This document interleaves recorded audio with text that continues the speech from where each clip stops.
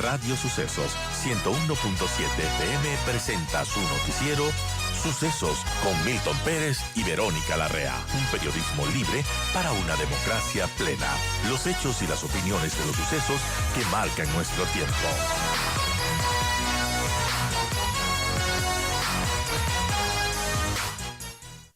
Y bueno, ¿qué nos puede contar de los hallazgos más importantes de esta investigación que usted realiza respecto a la doble criminalización en cantones de alta peligrosidad en nuestro país? Buenos días, muchísimas gracias por la invitación y a toda la audiencia del programa. Eh, Como bien lo comentaste, pues el título de esta investigación es Doble criminalización en cantones considerados altamente peligrosos, un análisis in situ. ¿Y por qué? Claro, puse la palabra in situ, es específicamente por todo el trabajo en territorio Claro. que he estado realizando estos 6 últimos meses, ¿Dónde nomás en donde estuvo para realizar este trabajo? es un análisis que nos enfocamos mucho en Durán. Estuvimos en Nueva Prosperina y La Trinitaria, que son sectores de Guayaquil, Ujú. también en Yaguachi, en otros cantones de Guayas, Quevedo, Los Ríos, y también mencionamos también Esmeraldas como Mataji, San Lorenzo, pues que han sido lugares que anteriormente pues hemos tenido una línea de investigación dentro de estos sectores. Y lo curioso es que si bien se había iniciado ya una investigación previa en Esmeraldas, vemos que los mismos patrones se repiten en estas otras provincias, por lo cual fue interesante analizar cómo seguimos teniendo estas tasas de inseguridad en estas provincias a pesar de todas las medidas que ha tomado los diferentes gobiernos. Y por qué no ha dado resultados, ¿no? Y claro, ahí encontramos algo muy relevante y es que no llegamos a conocer el núcleo del problema que tiene cada uno de estos cantones o estos sectores y que el Estado de una u otra forma prefiere más bien manejarlo de una forma securitista o ahora militar, en lugar de enfocarnos en un trabajo y soluciones estructurales, intrínsecas y sobre todo integrales. En ese aspecto, brevemente así, dentro de esta investigación, pues se trabajó muchísimo con las personas que trabajan dentro de estos puntos, por ejemplo, con el policía comunitario que Ujú. está en el barrio Los Helechos, Cerro de Cabras, con el policía comunitario que está en Nueva Prosperina, que está en Mataje, que son Están en personas. las zonas más calientes del Por país. supuesto, porque son los funcionarios policiales pues que tienen esa información y que ven el día a día, pero quisimos ir un poco más allá y también tener esta información por parte de los diferentes profesionales, abogados, el dueño de una pequeña tienda. Y otro aspecto relevante pues fue que se hizo la entrevista a lideresas comunitarias que pertenecen dentro de estos sectores y que de una u otra forma se ha estado realizando una actividad, y también a ciertas personas que ya cumplieron su condena, que estuvieron dentro del sistema de rehabilitación social y que ellos también tienen un enfoque de cómo era antes esta dinámica delincuencial y qué es lo que tenemos ahora, ¿no?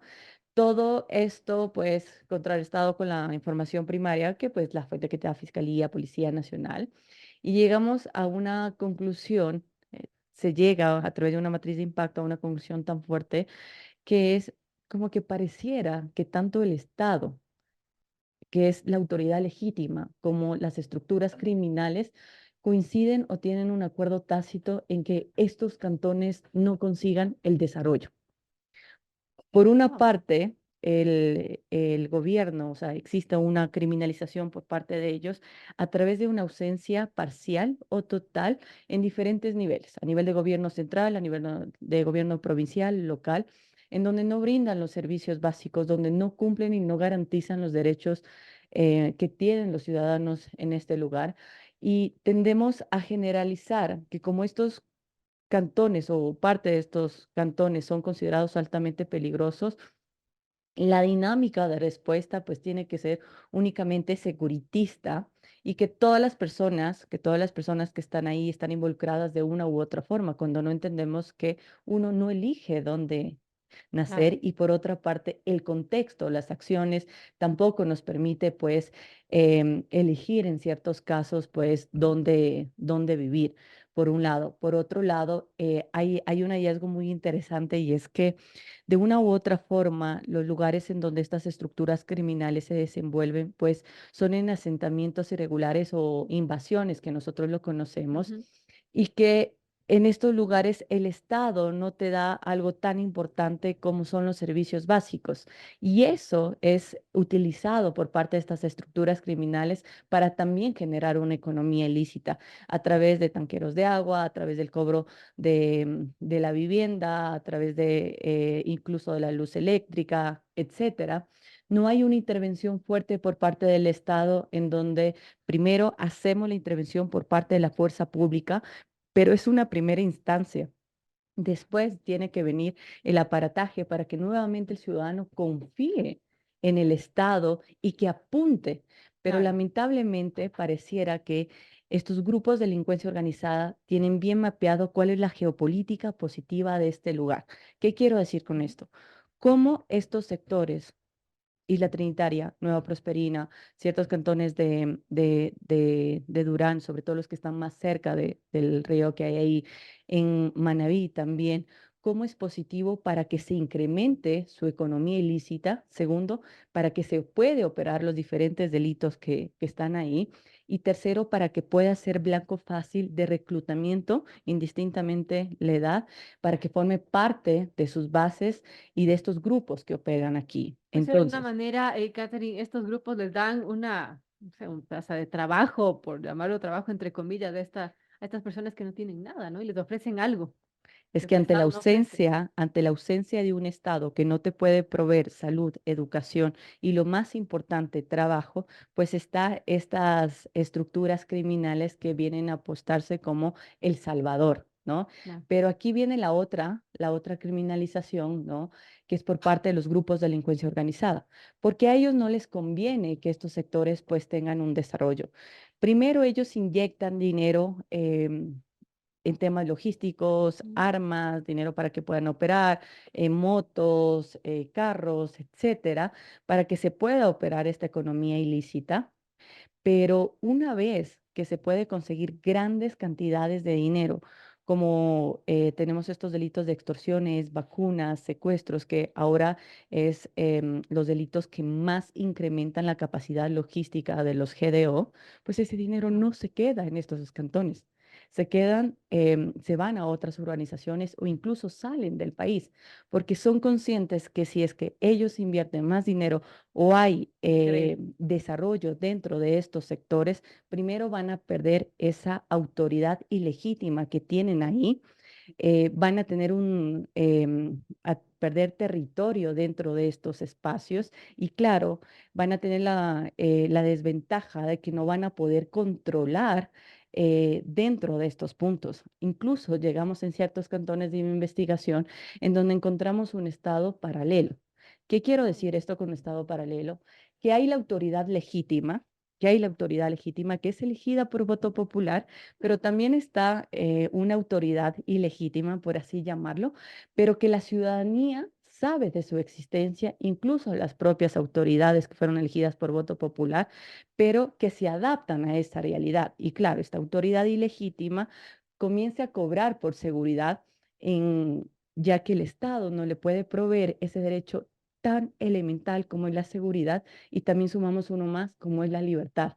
Entonces, para que no exista en estos, es en un cantón específico que por temas de confidencialidad no puedo mencionar, la disputa por parte de grupos de delincuencia organizada, él se encarga de brindar esa seguridad, que no exista otros GDO, pero son la misma ciudadanía quien le paga a quien se acostumbre. Y son Claro. ellos, este actor, quien pone las reglas, no únicamente en temas de seguridad para que no ingrese otros miembros del GDO, sino también cómo tiene que operar y cómo tiene que funcionar la ciudadanía.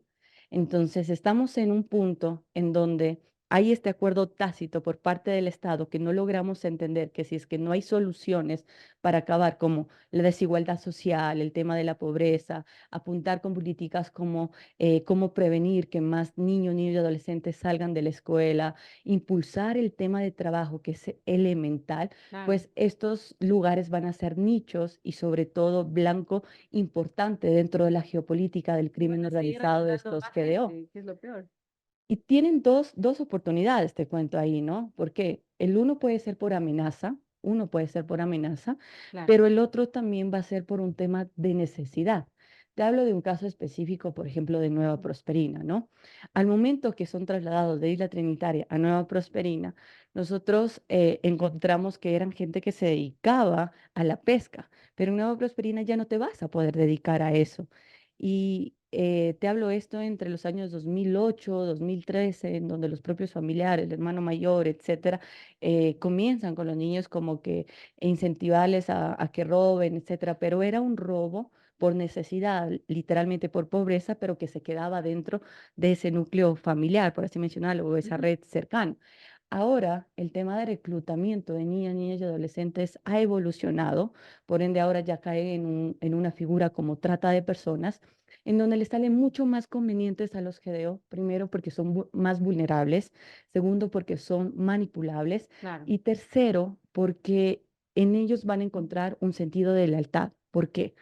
Ante un Estado que no le ofrece diferentes programas o alternativas para que los jóvenes, adolescentes y jóvenes tengan una hoja de ruta, padres de familia, que no hay una figura adulta que puedan estar con ellos a tiempo completo, está un grupo en donde le enseña diferentes actividades y les hace sentir en familia y les Claro, da porque algo muchos de muy estos importante como niños o sentido de jóvenes son de pertinencia. familias resquebrajadas, ¿no? Con situaciones muy complicadas. Tienen muchos historiales, por ejemplo, que fueron víctimas de diferentes violencias, no violencia sexual, violencia intrafamiliar, que nunca tuvieron una figura paternal dentro de este punto, que muchísimas veces fueron criados por los abuelos, que lamentablemente ellos también tienen sus propios problemas y es muy complicado que puedan hacerse acá. Y ahora estamos viendo un escenario que cuando un niño y adolescente ya pertenece a estos grupos de delincuencia organizada, pues la familia ya deja de ser actor relevante Claro. o que pueda participar dentro de ellos, ¿no? Y algo re interesante dentro de esta investigación es que hay dos tipos de financiamiento hacia el reclutamiento de niños y adolescentes. Seguimos teniendo casos en donde por este tema de sentido de pertenencia, a los niños y adolescentes les pueden pagar entre 100, $200 por hacer una actividad o que si cometen un quinto delito, por ejemplo, te hablo específicamente de un sicariato, Ujú. te entregan una nueva moto. Es verdad, o sea, estamos viviendo Claro. lamentablemente el tema que les están entregando ropa de marca, que les están entregando grandes cantidades de dinero. Incluso hay tanto en Esmeraldas, y coincido con esto también en Guayaquil, en donde el salario que se les puede estar pagando a un menor de edad para cumplir estas actividades está entre 2.000 a 4.000 dólares. ¿Cómo compite el Estado Como hace ante este cualquier escenario? profesional.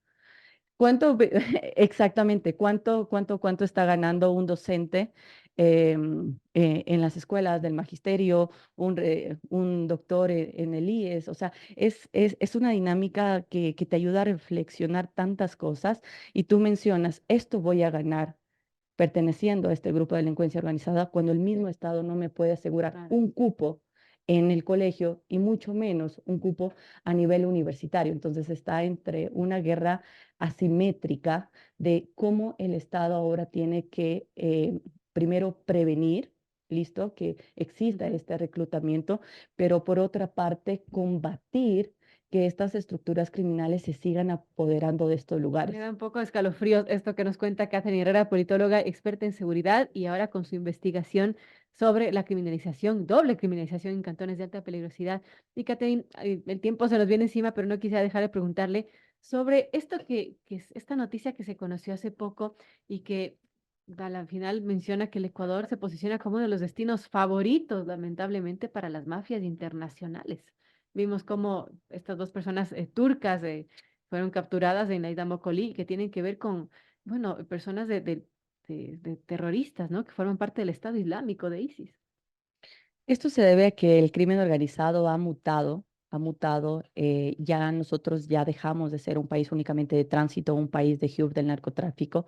Hace años atrás ya estamos viendo que hay otros delitos como minería ilegal, tráfico de armas, corrupción, lavado de activos, trata de personas, en donde ya los GDO que operaban netamente para esta parte operativa o de distribución ya dejaron de ser netamente como parte de logística o de empleo, sino más bien ahora ya comienzan a hacerse grupos de delincuencia organizada que tienen una activación directa dentro de esta dinámica del crimen organizado. ¿Qué quiero decir esto?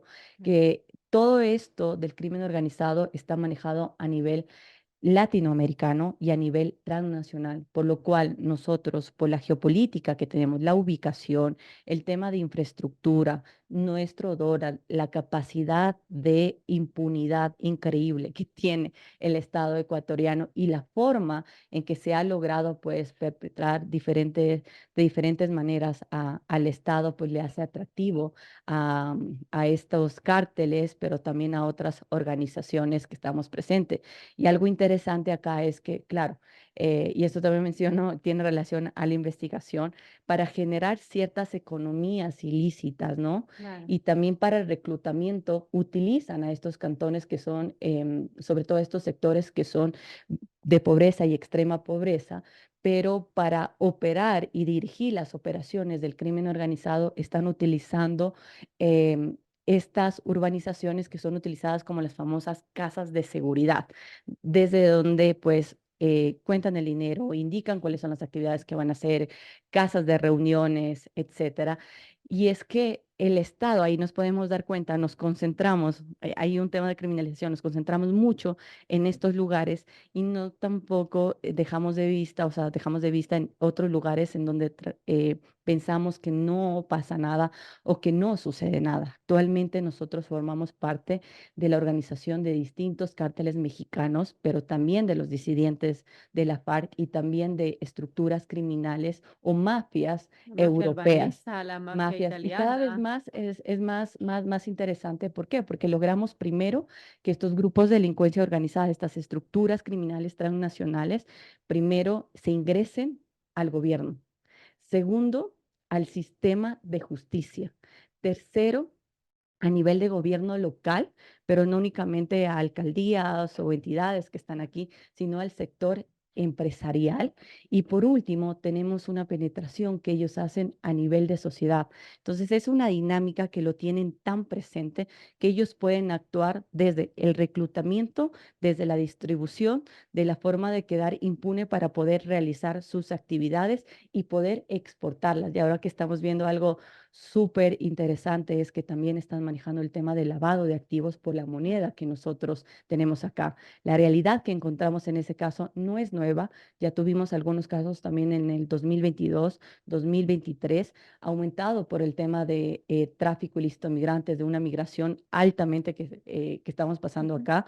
De hecho, en el 2023 hubo un caso que en Rumichaca pues también se detuvieron a dos personas que eran buscados por la figura de terroristas, donde ingresaron acá al país y recién en Rumichaca pues se identificó este actor. Entonces, más bien es una dinámica que está presente acá y que hace primero indispensable es tener una inteligencia estratégica que nos pueda dar una alerta, que en lugar de un tipo de migración que sea punitiva, securitista, más bien Claro.